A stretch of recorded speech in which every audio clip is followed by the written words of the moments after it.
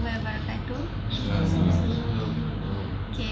Pertama sekali saya nak ucapkan terima kasih kepada pihak penganjur iaitu Iman Shah kerana memberi peluang untuk saya buat perkongsian buku melalui rancangan Iman Talk.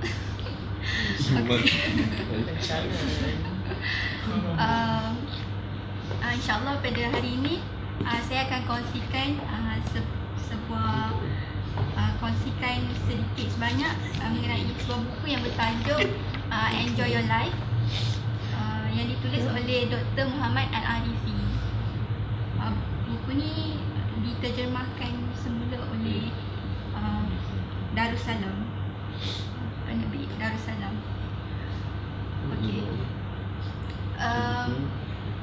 Sebelum saya go through terus mengenai buku ni, izinkan saya untuk bercerita lah macam ni saya boleh sampai kepada buku ni.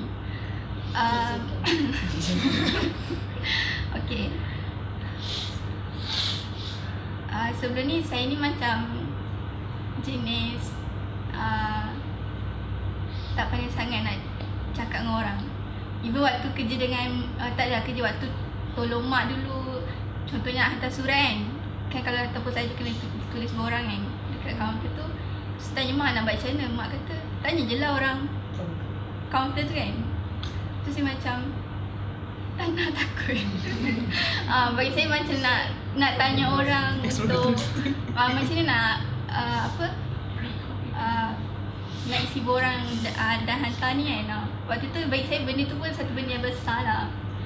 Dan alhamdulillah waktu final year unit 10 tu timbullah kesedaran untuk saya improve cara saya communicate dan interaksi dengan orang.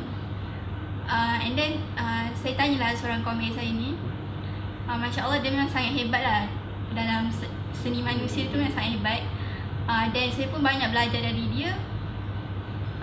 Dan kadang-kadang tu kalau nak buat presentation contoh kat universiti atau Perdana Busra, memang saya akan berlatih dengan dia dululah. And then saya tanyalah dia, boleh tak, sebab waktu tu dah final year dan aku pulang ke balik kampung kan. Dan waktu tu saya tanyalah, boleh tak kita belajar dan improve cara kita interact dan komunikasi dengan orang. Dan waktu tu saya tanya, boleh tak belajar dengan membaca? Lepas tu dia kata boleh, sebab bila kat Taipei macam kursus semua tu limited sikit lah. So waktu tu saya ambil pendekatan dengan membaca. Dan tak saya buku pertama yang saya jumpa tentang cara interact dengan orang tu ialah tajuk dia 25 Ways to Win with People. Yang tu saya tak sengaja lah saya nampak dekat rak buku kawan saya yang ditulis oleh John C. Maxwell. John C. Maxwell ni ialah seorang padri yang mana dia bukan saja berkhutbah dalam gereja, tapi dia juga ada dia punya syarikat konsultansi dia sendiri. Dan siapa ada sertifikat John C. Maxwell ni memang dia tu speaker yang hebat lah. Dan memang ada beberapa chef pun memang ambil sertifikat dia untuk melayakkan dia sebagai jadi konsultan. Dan saya dapati dalam buku 25 Ways with People tu intro dia tu sangat menarik lah. Macam dia tercetusnya idea dia untuk buat buku tu ialah dia borak dengan kawan baik dia yang juga ada menyumbang tulisan dalam buku tu. Waktu tu diorang berbincang tentang macam ni kita nak nak perbaiki dunia ni dengan memperbaiki komunikasi antara sesama manusia. Bagi diorang itu adalah cara diorang untuk macam mengharmonikan lagi bumi ni lah. Lepas tu bila baca dia punya poin-poin dia tu saya rasa macam sebab waktu tu pun dah macam mula baca buku sirah dan sebagainya, dapat relate dengan kehidupan Rasulullah tu sendiri. Dan waktu tu saya rasa macam ada tak buku yang specifically yang bercakap tentang komunikasi dan interaksi dengan manusia ni dari sudut perspektif Islam tu sendiri. Dan saya cubalah cari dah waktu tu, tak tahu sangat sumber nak cuba buka ni kan. Alhamdulillah waktu tahun 2014 saya pergi ke Madinah. Di situlah saya jumpa ciri-ciri buku idaman saya. Buku ni lah yang berkenaan dengan interaksi dengan orang ni, tapi dari perspektif Islam tu sendiri, menggunakan prinsip-prinsip Islam tu sendiri kan. Dan inilah buku dia. So ini buku pertama kat Madinah. Darussalam. Darussalam.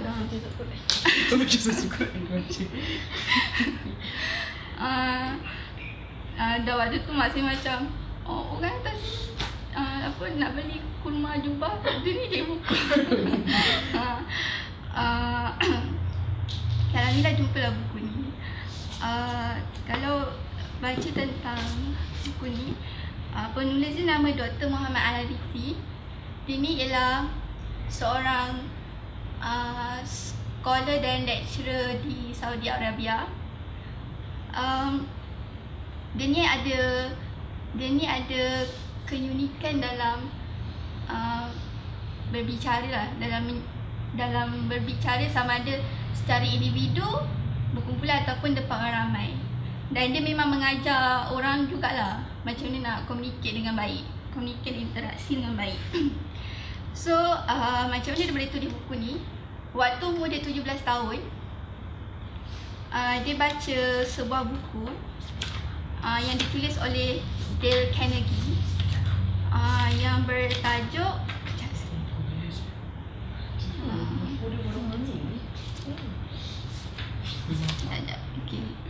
How to Win Friends and Influence People. Dan bila dia baca buku ni, dia rasa sangat menarik lah. Dan dia baca buku ni berulang kali. Bahkan penulis buku ni pun sarankan pembaca dia untuk baca buku ni sebulan sekali. Dan dia bukan saja baca, tapi dia apply prinsip-prinsip yang ditulis oleh Dale Carnegie on how to win friends and influence people. Dan kalau Carnegie, dia macam prinsip dia tu, dia banyak extract dari tokoh-tokoh macam Lincoln, Roosevelt, dan antaranya lah, dan lain-lain. And then dia realise yang penulis buku yang dia at last dia realise Dale Carnegie ni at last tujuan dia hanya semata-mata nak kecapi kebahagiaan di dunia. Sedangkan kehidupan kita, kalau sebagai orang Islam, bukan sebagai Islam, semua manusia tu kehidupannya at last akan berakhir di akhirat nanti kan.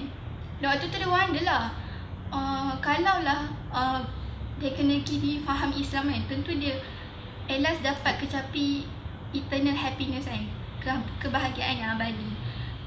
Dan lepas tu dia dapati Dale Carnegie ni mati dengan cara membunuh diri. Dan waktu tu dia rasa macam, oh sayangnya, sebab kalau baca dalam intro Jadi Hayata pun dia ada cerita juga tentang Dale Carnegie ni. Tapi penulis Jadi Hayata iaitu Sheikh Muhammad Al-Ghazali, dia baca buku How to Stop Worrying and Start Living kan, yang ditulis pada tahun 1948 dan masih lagi terjual sehingga kali ini dan masih lagi jadi best seller.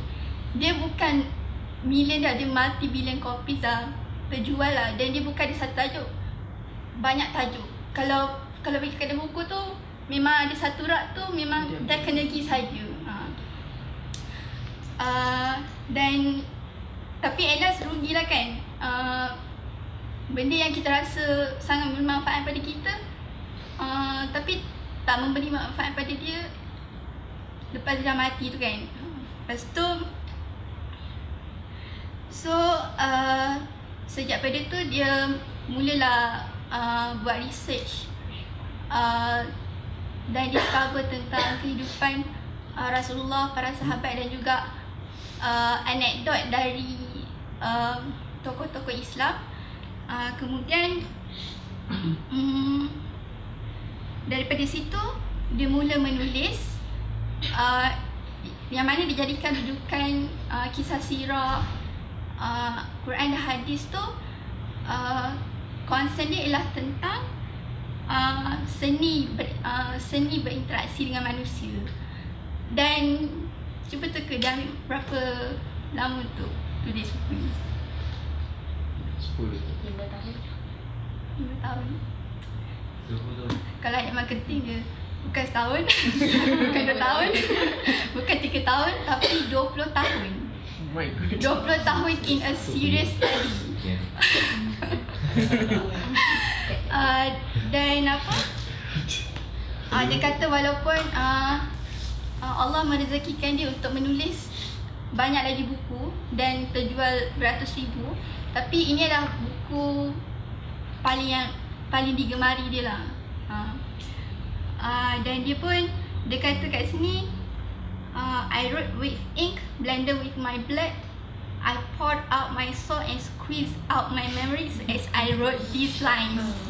Dia macam berusaha untuk mensucikan hati dia supaya pembaca pun dapat tersentuh dan apply lah apa yang dia baca tu. So goal dia bukan semata-mata bacaan yang kosong, tapi apply terus dalam kehidupan kan.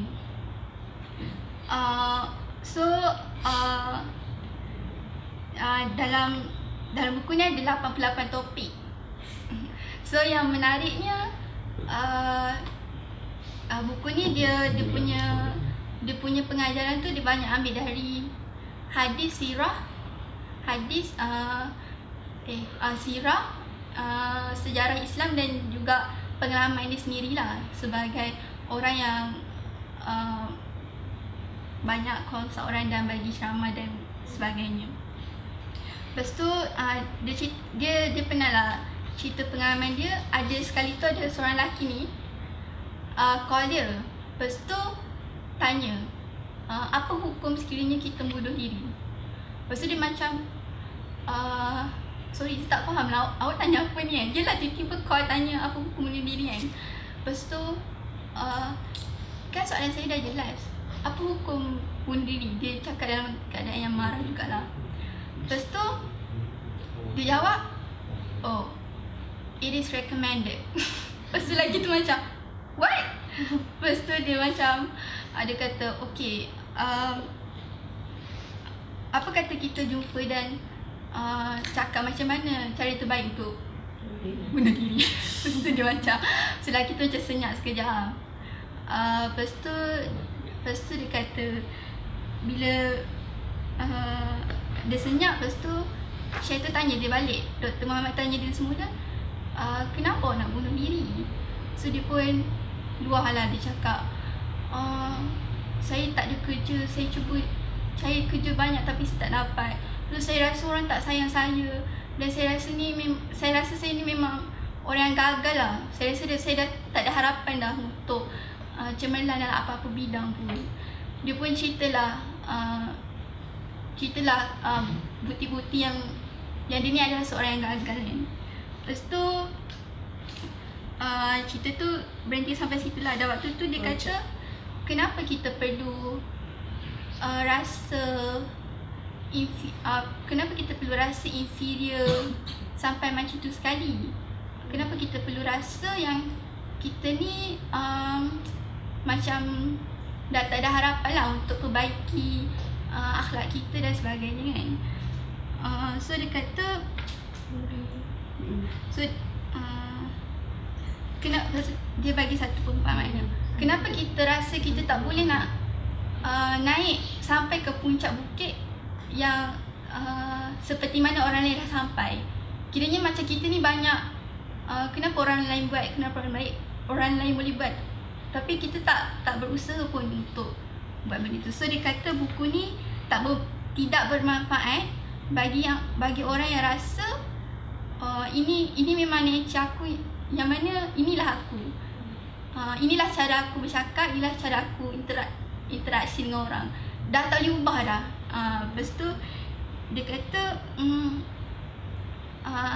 lepas tu macam kita rasa macam semua orang dah tahu perangai aku macam ni kan, mesti orang akan fikir aku ni fake kalau nak berubah dan sebagainya kan.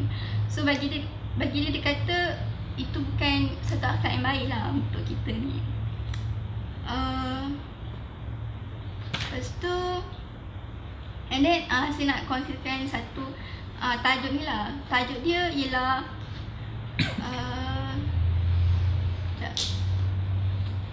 tajuk dia make it easy to rectify a fault. Maksud dia mudahkan dalam membenturkan kesalahan orang.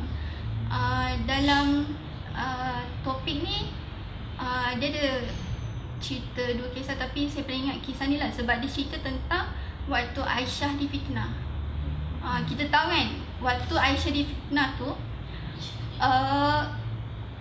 even dia difitnah tu, pada awalnya dia pun dia sendiri tak tahu kan, sampailah 2 minggu cerita tu dah viral. Sejak mesti lah viral. Even Saya tak ada WhatsApp waktu tu. suami dia sendiri, iaitu Rasulullah sendiri pun tahu. Even dia sendiri tak tahu kan dalam masa 2 minggu tu. Dan lepas tu barulah dia tahu. Dan bila dia tahu tu, baru dia perasan kenapa macam Rasulullah tak nak dekat sangat dengan dia. Dan memang sampai fitnah ni sangat besar lah, sampai dia macam bagi efek. Diorang kan macam ada semangat kaum kan, sampai dia 2 kaum nak berbalas sebab kisah ni sebab dia berkait dengan dengan suku kaum ni lah. Lepas tu sampai sebulan berlalu, Aisyah memang setiap hari boleh kata menangis lah. Menangis sedih kenapa benda ni jadi kat dia kan, sampai macam ni kan. Dan waktu tu Rasulullah macam fikir dia perlu juga bersemuka dengan Aisyah kan. Dan kira macam conference lah, tanya, bagi tahu apa yang terbuku dalam hati dia tu lah. Lepas tu ni dan menariknya kan, tajuk ni tentang mudahkan dalam membenturkan kesalahan orang kan. Okay, dia pun datang kepada Aisyah dan dia kata, Aisyah, aku dapat tahu cerita-cerita ni, cerita macam ni sampai kepada aku kan. Lepas tu Rasulullah ceritalah apa yang dia tahu. And then dia kata, kalau betul, if you are innocent, then Allah Almighty will declare you innocent. But if you have committed a sin, then ask Allah for forgiveness and repent to Him. For when a servant of Allah recognize his sins and repents, Allah accepts his repentance. Dia cakap itu saja. Dia macam dia tak adalah macam panjangkan lagi dia punya Kenapa nasihat tu kan. Kenapa kau turun? Kenapa kau tak tunggu je dalam tu kan. So macam dia direct to solution lah. Tapi sebab Aisyah sendiri pun dia tak buat kan. So dia kata bukan salah aku dan semua. Tapi point dalam cerita ni yang saya rasa menarik tu sebab dalam kisah Aisyah yang difitnah tu, dia dapat extract dalam satu scene tu, dia dapat extract satu pengajaran bahawa kita seharusnya tidak membesar-besarkan kesalahan orang lah. Kiranya direct kepada solution dan tak mengungkit-ungkit kan. Itulah. Lepas tu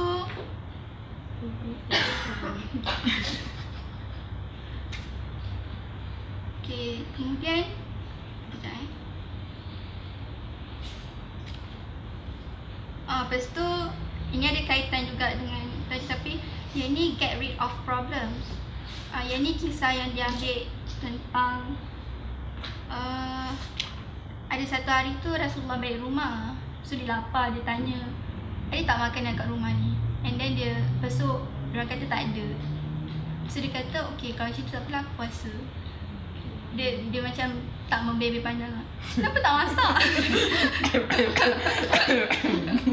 Kenapa tak masak? Macam tu lah. Tapi kita yang tak ada nasi, aku beli kat luar. kenapa tak bagi tahu so that dia boleh tolong belikan kan. Dia terus pada solution tu lah. Okay, lepas tu ada juga tajuk tentang admit your faults and do not be arrogant. Yang ni dia kisah tentang Abu Zar ejek. Dia ejek siapa? Bilal kan, yang dia kata anak apa? Perempuan hitam kan. Lepas tu lepas tu bila Oh my god. Buka. Tak buka lah. okay, lepas tu dia macam lepas tu bila Rasulullah dapat tahu, dia tanyalah betul ke awak insaf? Awak menghina Bilal kan? Lepas tu dia mengaku lah, dia kata memang dia insaf. Lepas tu Rasulullah macam advise dia sikit, dan at last Abu Zar berjumpa dengan Bilal dan minta maaf lah. Minta maaf atas kesalahan itu. Lepas tu di samping tu juga dia selitkan tentang kita kena purify our attention. Kita mensucikan niat kita hanya kerana Allah lah. Kiranya dalam kita nak interact dengan orang tu, niatnya lah kerana Allah kan, tapi bukan untuk kita tapi bukanlah untuk kita fikir macam nak gain orang puji kita dan sebagainya lah.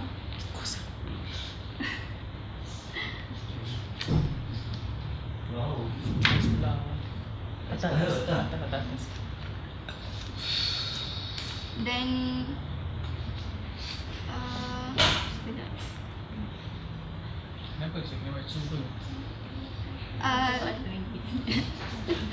Dan banyak lagi lah yang dia, sebab dia buat dalam 88, dia pecahkan dalam 88 topik. Dan ada lagi satu yang saya rasa macam terkesan jugalah. Tajuk dia ialah The Red Lines, garisan merah. Kiranya macam kita jangan, walaupun kita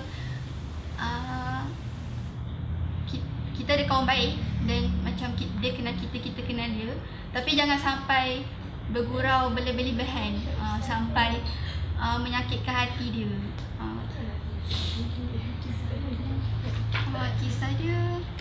Kisah dia cakap pasal ada seorang student ni datang kat dia kata lah, orang tak suka kawan yang dia kata. Kenapa?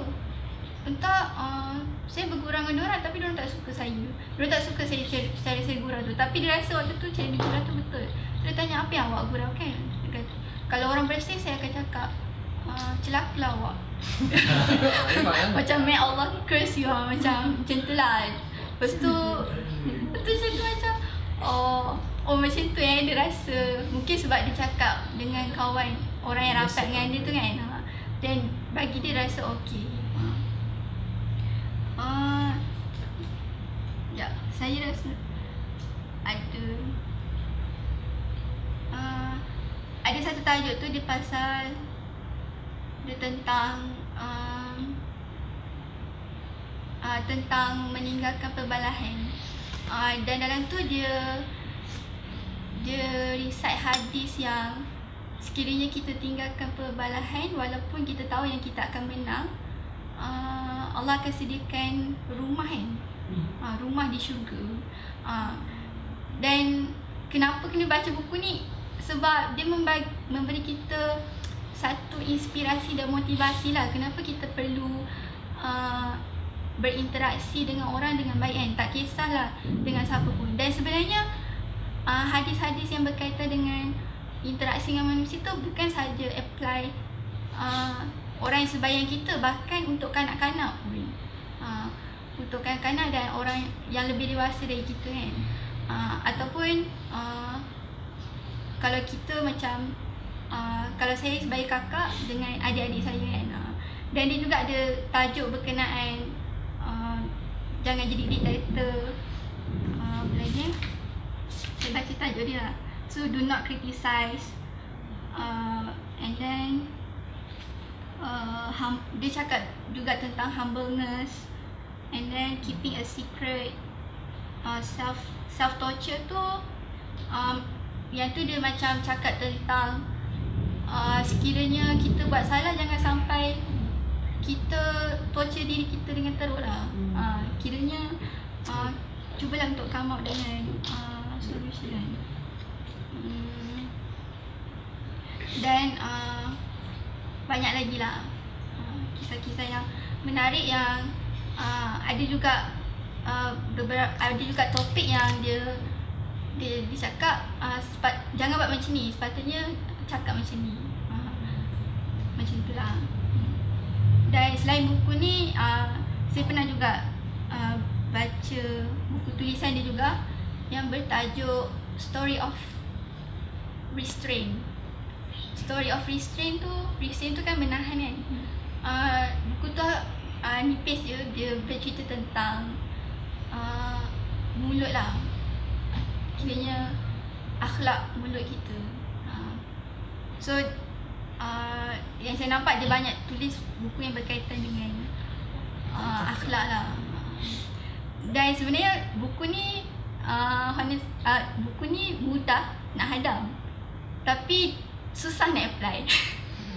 Kan dia macam kalau kita perasan dulu pun waktu kita belajar subjek akhlak, sirah dan sebagainya tu, dia mudah nak hadam kan. Kita tahu dia macam kena cakap banyak pasal, tapi untuk apply tu dia susah sebab dia berkaitan dengan niat kita, lepas tu hubungan kita dengan orang tu dan sebagainya lah.